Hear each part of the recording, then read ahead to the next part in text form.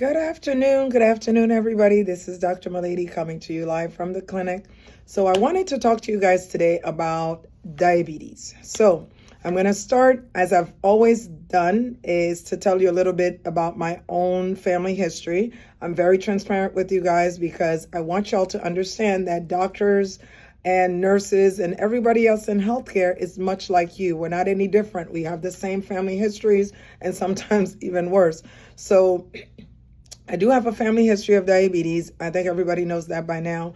I also have a family history of high cholesterol and also of high blood pressure. So for me, if I eat very poorly, I end up being a pre-diabetic, right?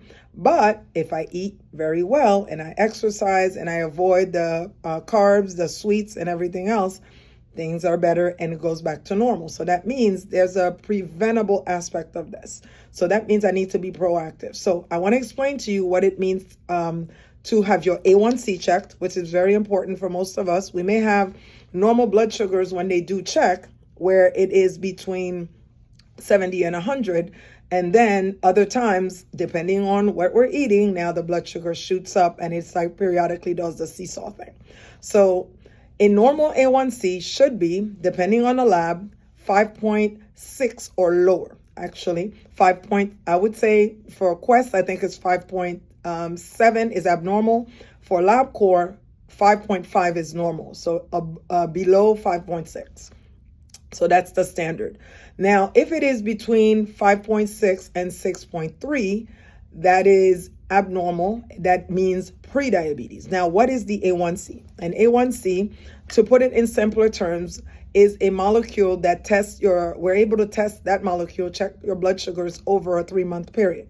So that means even if you have your blood sugar, sometimes, depending on what you eat, is like 80, and other times it's like 150, other times it's 200. Let's say if you had the cake, you went to the wedding, went to the graduation, this past month, it's going to be higher. So therefore, that is how we measure when you come and get blood work. We check that blood sugar, that glucose fasting sugar. They call it fasting blood glucose. That is what we check, and we check to see whether it's within normal range. That is a one-shot blood sugar. Where A1C now is it's a test that we're able to see your blood sugars over a 3-month period. I can go into the pharmacologic way of just the pathophys in terms of how that happens. That's insignificant at this time, so I'm trying to keep the video short. So we are able to see what your blood sugars are running as an average for 3 months. So if it is over 6.4, right, that means, or equal or greater to 6.4, that means diabetes. So if your numbers are 6.3, guess what? You keep eating poorly, you're going to become a diabetic. Now, I had a gentleman come in to see me this morning and wanted to know specific questions, and I was going over everything with him. Again, when you come into our clinic, not to sound cliche, unlike other places, we really sit down and have a class because information is the mother of all things. The more you know, the more you are empowered, the more you're able to keep yourself healthier. So we will talk on another video regarding the difference between type 2 and type 1 diabetes. But today I just wanted you to understand what an A1C is. Okay. So hemoglobin A1C is generally what we call it. Okay. But again, the specifics about that, it will take too long. So I just want you to know, we monitor your blood pressures to see an average, to see what your blood pressure is running, how well it's running. So for A1C, that is what the measure is, the gold standard for diabetics to know what their A1C is running. Once you know that number, you cannot be going to the doctors and not know what that number is if you are diabetic or pre-diabetic. If you don't know that, somebody has failed you badly, okay? So we need to know what that number is so we know how well we're eating, how we're not eating. Now, many of us now are able to get the CGMs, which is continuous glucose monitors.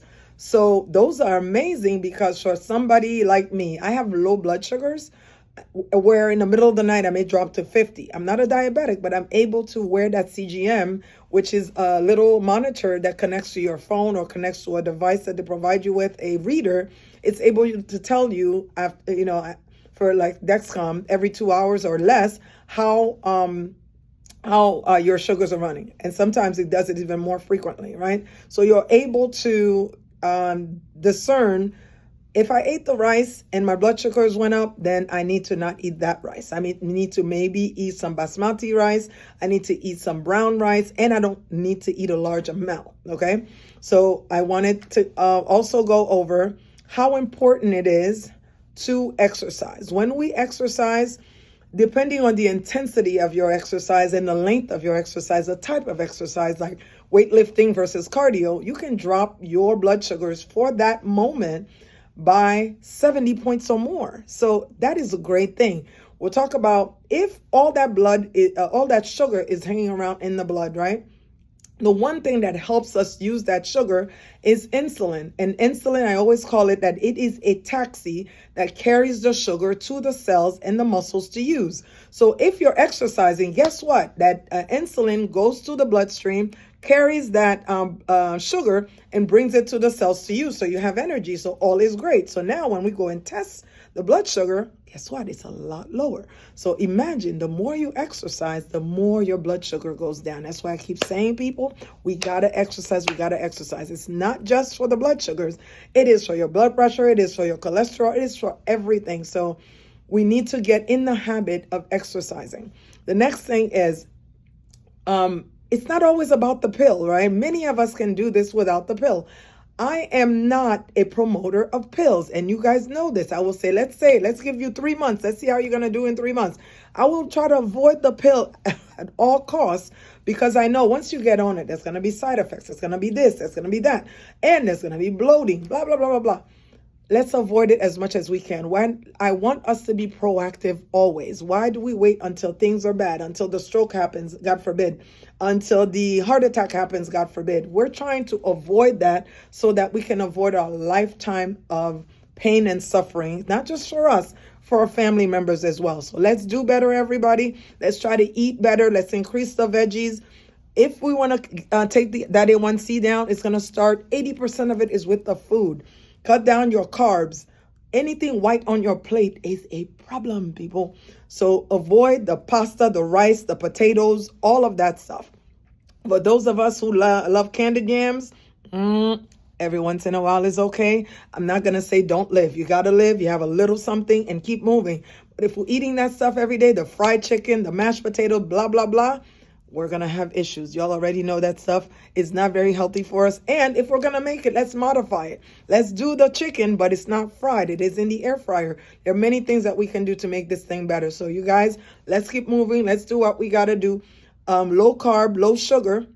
Those are inflammatory foods. I'll do another video about that because this is hitting around already 8 minutes. And exercise, high fiber, we cannot go wrong. Let's get it. Let's get it. Let's get it. Let's get better.